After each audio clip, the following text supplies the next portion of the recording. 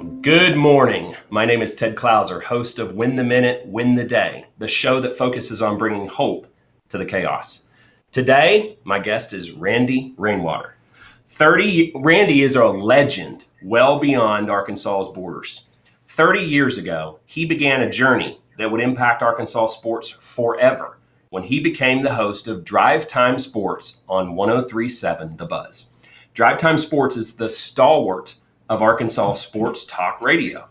Hosted each day by Randy along with Rick Schaffer, it's the most successful sports talk radio show in Arkansas history. A native of Central Arkansas, and more specifically Rose City, he is all about relationships. He believes that trust matters. He played baseball for the University of Arkansas Little Rock during his college days.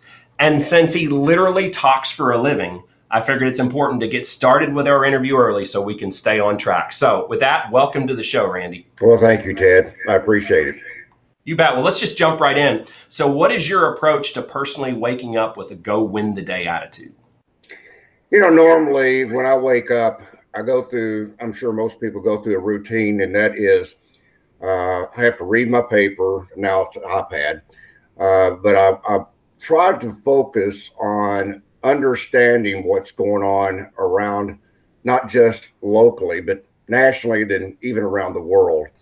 And most times than not, I'm not sure that the newspaper gives you the full impact, but I normally start my day by trying to focus on things that I believe are going to be involving us here at home, and then expanding out from there.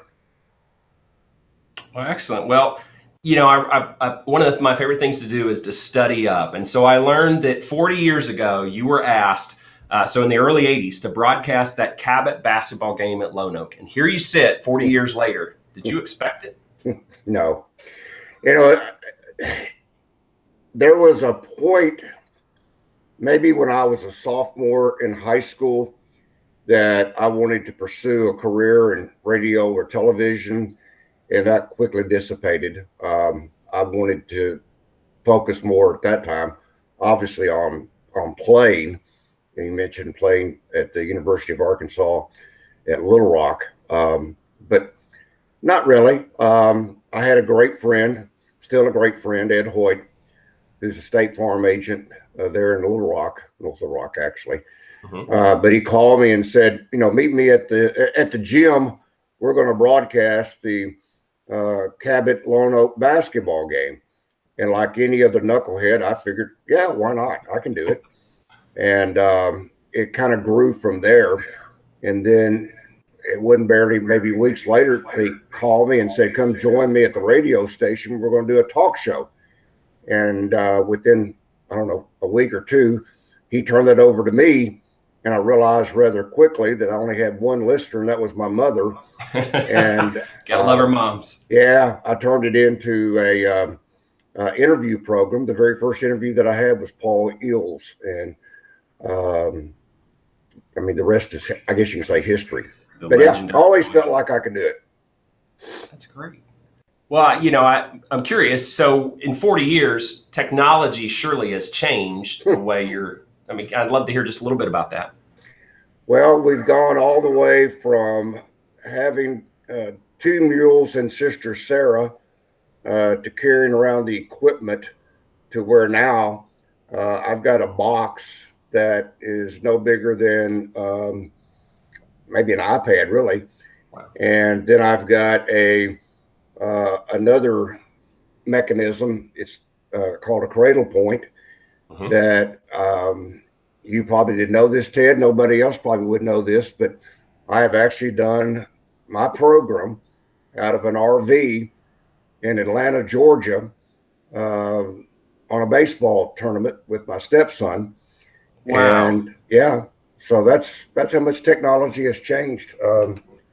This is the box right here. Oh my goodness! And wow, you can see the internet connection right there. And so all I need is power and Verizon. And you're live. And yes, sir, I can do the show from anywhere that there is a Verizon internet connection. Wow. And about how long has it been that way? Is it within the past 5 years?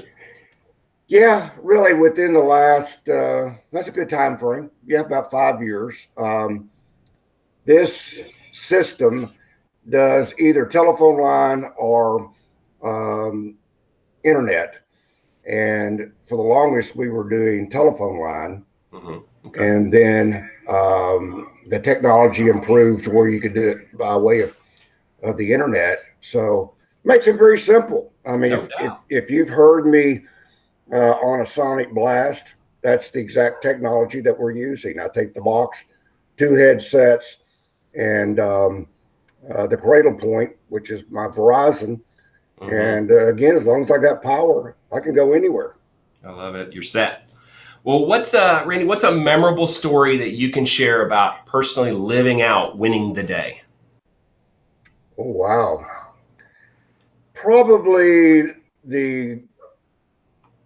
it was one of the toughest moments of my life, but it was one that I learned to grow from, and that was the loss of my son. Back in 2000, he was shot and killed. Oh, I'm so sorry. And from that, I learned a lot of lessons. I learned a lot about myself, the perseverance, the inner strength that it takes, the ability to go to the next day, actually to go to the next minute. And I think, to me, understanding who you are, what you're about, what really means in your life, what's really important, and then more importantly, who supports you and who really thinks about you and cares about you and helps nurture. Now, I don't feel like I didn't want to be babied. I didn't want to be enabled, but I wanted support, and I got that. And I think that was important, and I've grown from that, and I feel like I'm a stronger person because of it. I can't imagine going through the loss of a child, and I love that you're vulnerable and sharing that and those challenges and how you used them to win that minute, just like you talked about. So I appreciate you sharing that, Randy. You're welcome. Well, tell us about drive time and what it's meant to you personally. You know, it's one of those things, Ted. I can use the phrase that you often hear, paid to play. That's how I've always kind of taken it. I mean, we take sports at times way far too seriously. And I've tried not to get caught up sometimes in the moment. And when you think about all the events that occur in the sports world, my first crisis, if you want to call it crisis, was the dorm incident in Fayetteville that allegedly involved Todd Day. And that was a major crisis. And as it turned out, you may not remember John Robert Starr, but John Robert Starr actually wrote an editorial about how I handled that. And I thought, you got to be kidding. I mean, to me, that was above board, way overboard. Right. But it's been such an honor, and still is an honor. After 30 years, I still look forward to every show, and I still feel like it's a privilege. Even though I've never met the majority of the people that listen to the program, I still feel like we're friends. Whether it's Steve from Magnolia, I've never met Steve from Magnolia, but he calls and I say, "Hey, buddy, how you doing?" And that's kind of the way I think of it. It's friends talking amongst friends. We can agree to disagree, but it has always been an honor to be able to talk to people on a consistent basis, and you feel like you're friends with them. Well, when you're passionate about what you do, you never work a day in your life, right, Randy? That's true. That you couldn't say it better, because I mean, I think of it as I'm on the air 3 hours a day, 5 days a week. virtually 52 weeks out of the year. Now I miss today. My stepson's got a baseball game, so I'm not working today. All right. But I still feel like an old hen. I'll check in on Rick and Marcus to make sure everything's okay. And but it's family. That's just the way I think of it. It's family.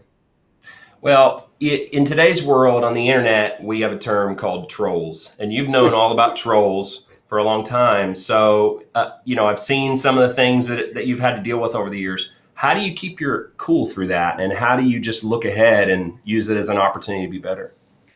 I think when you take it too personal is when it's going to affect you. And I try not to take it too personal. I will say this. Back at the kind of beginning of the true internet, I made the mistake of reading message boards, and I really got my feelings hurt. Even though there were some positive things said, the negative is what I read, and I ignored the positive. Since then, I've never looked at a message board again. Wow. Since. Right. We have what we call the live fan feedback, and thankfully I've been pretty much spared of criticism there. And I read every comment, but I know some of my other colleagues have caught a lot of heat. But you just try to stay positive, Ted. I mean, that's all you can do. If you let it get to you. Speaking of trolls, I mean, I've been trolled probably more over the last couple of years over guys, or maybe it's a lady, trying to sneak in sexual innuendos in a message. And until I started reading the post carefully before I read them on the air out loud, now I read everything quite carefully. And if there's any kind of questions in my mind, I just don't read it. Because I have been very open pretty much through my career on sharing things, and whether it be criticism or whether I don't read anything positive. I will say that if it's flattering to me, I'm not going to read it, but I'm not going to shy away from the critical comments. But got to be careful nowadays. People, No doubt. I mean, they try to get you. Well, yeah, and just to stick on the topic a little bit, and I know we didn't talk about this, but I'd love your thoughts. So we know about a month ago, Coach Musselman was hit pretty hard by somebody who basically said he doesn't stand a chance in that Texas Tech game. And, what advice would you give for somebody that has to deal with something like that? Well, prove him wrong. Right? My advice would be is just prove it, go out and win the day. And they did exactly that. A lot of times when someone says you can't, that's really an opportunity for that you can. And that's the way I've always looked at it. If you tell me I can't do it, I'm going to try my darndest to do it. There you go. And I want it to be positive now. I mean, I don't, don't tell me to go out and start a fire or something like that. But if I were, and Coach Musselman did exactly that. They went out, beat Texas Tech, and he was able to turn it around and kind of pour the salt on the guy's wound, and certainly proved him wrong. I mean, all the way to the Elite Eight. Yeah, there you go. It was an amazing season. So any prediction for next year? Well, you don't know how good the three kids coming in are. I mean, I realize they've had respectable or maybe above respectable careers at whether it be Miami or wherever, South Dakota, wherever they're coming from, Pittsburgh. But I think, based upon what you would expect in the growth of Devo Davis and Jalen Williams and the younger kids, I think the ceiling is going to be quite high again next year. There's a lot of things going on well at the Hill, for sure. No question. So how does it all end for you? You've had a successful day. How does Randy personally unwind after winning the day? It's funny you asked that, because it used to be when I was driving to Little Rock and doing the show out of the studio, that hour drive back to Searcy would usually give me a chance to kind of wind down. And actually, I get, whether it be for the First Security fifth quarter post-game show, or whether it's for the Ortho Arkansas scoreboard show, those I have a harder time of winding down than I do on a daily basis. And with the scoreboard show, I'm off at midnight. It's usually about, I don't know, maybe 2 o'clock before I'm really wound down, so to speak, where I can go to sleep. But I guess, I mean, it takes me about 3 minutes. About 7:03, I can walk out of this studio, go downstairs, and kind of resume my life, so to speak. And I don't really wind down, if that makes sense. It does. Because I don't really, I mean, it's just part of my routine now. But when I'm talking about the scoreboard show, if I'm talking about the post-game show, yeah, it takes some winding down. And usually the best way to do that is I'll turn the TV on, whatever is happening on TV. I'd like to watch a sporting event, obviously, but if not, then I'll watch something else. But I'll use that time to kind of just let the air out of the balloon, so to speak. Yeah, and then just start the next day. Yep. Well, Laura from Pennsylvania said, "You've got to have grit. Prove them wrong." Love it. Yeah. Well, I don't know if it's grit, if it's as much of you have to have perseverance, and you understand it's a journey, and as meticulous as you may want to be, it's all in your preparation, and it's all in your attitude. And when I step on the air, how do you step on air, by the way? Anyway, I don't know. I thought you were going to tell us. I don't know. That's kind of got me wondering myself now. But when you, it is a journey, and it starts with show prep. I pride myself in being prepared each and every day.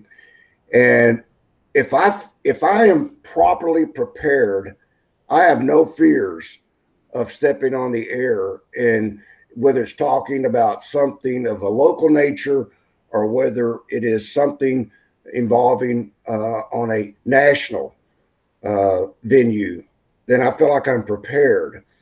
But the one thing, Ted, that I do pride myself in, and we were talking about your son, Ethan, a few moments ago, I believe in our youth, and I want to support our youth.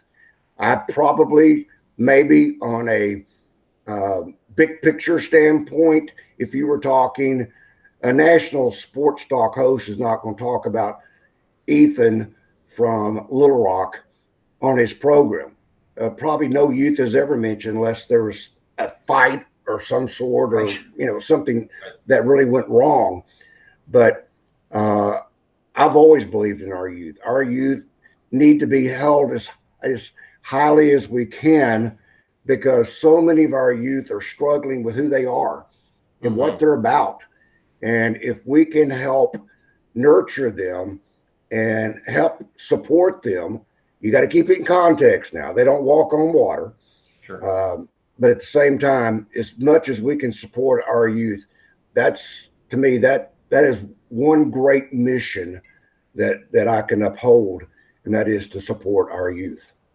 That's great. And it's a perfect way to end this show, to talk about the fact that you are all about relationships. I hope that baseball game goes well this afternoon that you're attending. And I'm just so thankful for you taking time this morning to visit with us, and look forward to continuing to listen to you as you step on air, now that we know you step on air. Yeah, that is kind of interesting. I never, Rick is really about being so specific in what you're saying. And I find myself using a lot of what would be colloquial terms, just everyday terms. And yeah, I guess I do step on air. All right, we'll go step on air tomorrow, because I know you're off today. And thanks for taking time to visit with us today. Thank you, Ted. It's been an honor. Thank you. Go win the day. Thank you. Every day. Thank you.